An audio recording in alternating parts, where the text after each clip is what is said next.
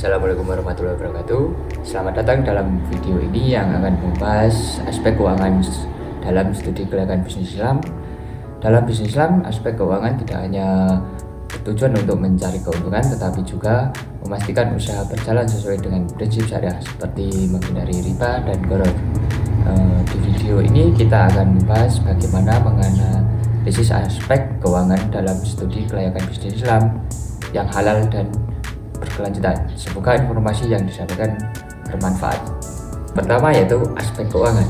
Aspek keuangan merupakan aspek yang digunakan untuk menilai keuangan perusahaan secara keseluruhan. Aspek ini sama pentingnya dengan aspek lainnya. Bahkan ada beberapa pengusaha menganggap aspek inilah yang paling utama untuk dianalisis, karena dari aspek ini tergambar jelas hal-hal yang berkaitan dengan keuntungan perusahaan. Dari aspek keuangan tersebut dapat diberikan penilaian apakah sebuah usaha dapat dinyatakan layak atau tidak untuk dijalankan. Untuk yang selanjutnya itu ada sumber-sumber dana. Untuk mendanai suatu kegiatan investasi, maka biasanya diperlukan dana yang relatif cukup besar. Perolehan dana dapat dicari dari berbagai sumber dana yang ada, seperti dari modal sendiri atau dari modal pinjaman atau keduanya. Dilihat dari segi sumber asalnya, modal dibagi ada dua macam, yaitu modal asing atau modal pinjaman, dan yang kedua yaitu modal sendiri. Sumber-sumber dana dari modal asing dapat diperoleh dari pinjaman dunia perbankan, terus ada pinjaman dari lembaga keuangan seperti perusahaan modal Ventura atau lembaga keuangan lainnya. Terus ada pinjaman dari perusahaan non-bank. Terus untuk modal sendiri itu ada setoran dari pemegang saham, dari cadangan laba, atau dari laba yang belum dibagi. Yang selanjutnya itu biaya kebutuhan investasi. Investasi adalah penanaman modal dari suatu kegiatan yang memiliki jangka waktu relatif panjang dalam berbagai bidang. Komponen yang terkandung dalam biaya kebutuhan investasi biasanya disesuaikan dengan jenis usaha yang dijalankan.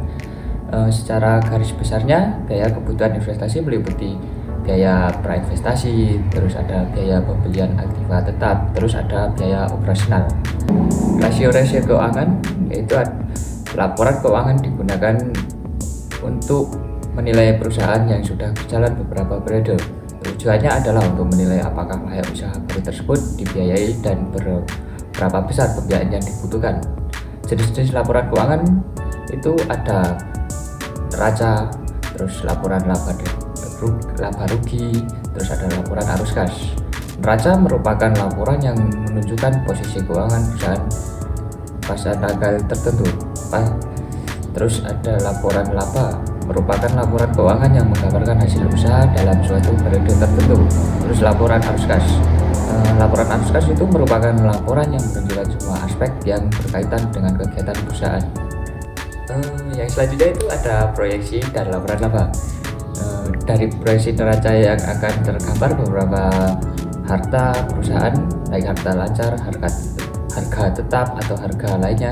Kemudian juga akan tergambar berkewajiban baik jangka pendek maupun jangka panjang, serta modal yang dimiliki dari periode akan tergambar apakah ada perubahan dari proyeksi neraca yang akan tergambar beberapa harta perusahaan, baik harta lancar, harga tetap atau harga lainnya, dan juga akan tergambar berkewajiban baik jangka pendek maupun jangka panjang, serta modal yang dimiliki dari periode akan tergambar apakah ada perubahan.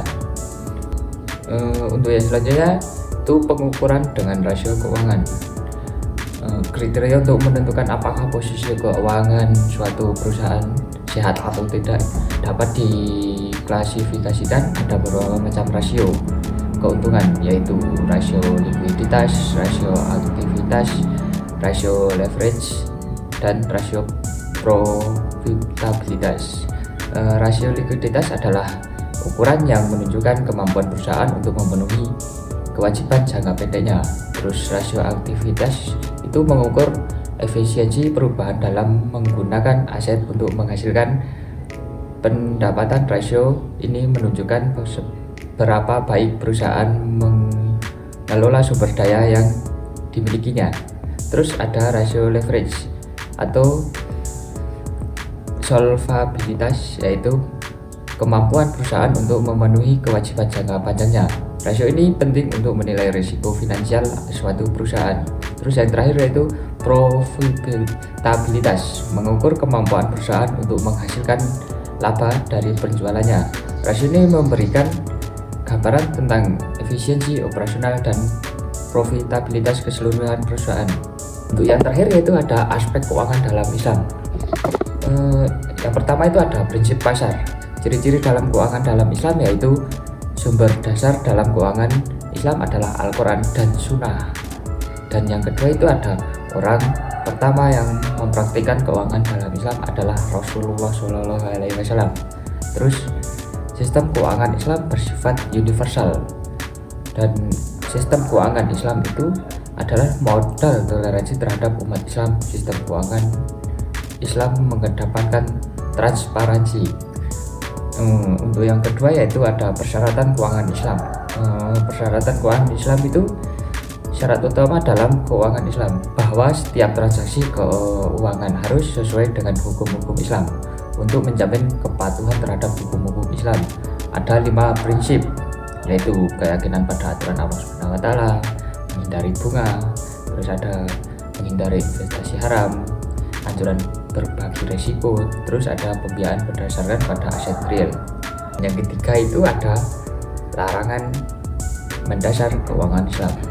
Larangan utama dalam Islam terkait transaksi yaitu larangan bunga atau riba, terus ada larangan ketidakpastian yaitu seperti goror atau sertai, terus ada larangan spekulatif yaitu maisir, terus berbagai risiko dan keuntungan seperti profit dan loss sharing, terus ada etika investasi Islam dan aset real. Kesimpulan dari materi ini yaitu aspek keuangan merupakan elemen krusial dalam menilai kelayakan suatu bisnis. Analisis keuangan memberikan gambaran yang jelas mengenai potensi keuntungan dan risiko yang dihadapi perusahaan dalam studi kelayakan laporan keuangan seperti neraca, laporan laba rugi, dan laporan arus kas. Digunakan untuk mengevaluasi kinerja manajemen dari menentukan apakah usaha baru layak dibiayai. Selain itu, penting untuk mempertimbangkan sumber dana yang sesuai, baik dari modal sendiri maupun pinjaman, dengan memperhatikan prinsip-prinsip keuangan Islam yang melarang riba dan investasi dalam kegiatan haram. Dengan demikian, pemahaman yang mendalam tentang aspek keuangan dapat membantu pengusaha dalam membuat keputusan yang lebih baik dan berkelanjutan untuk masa depan bisnis mereka. Demikian yang bisa saya sampaikan. Semoga materi ini bermanfaat bagi kalian. Sekian, wassalamualaikum warahmatullahi wabarakatuh.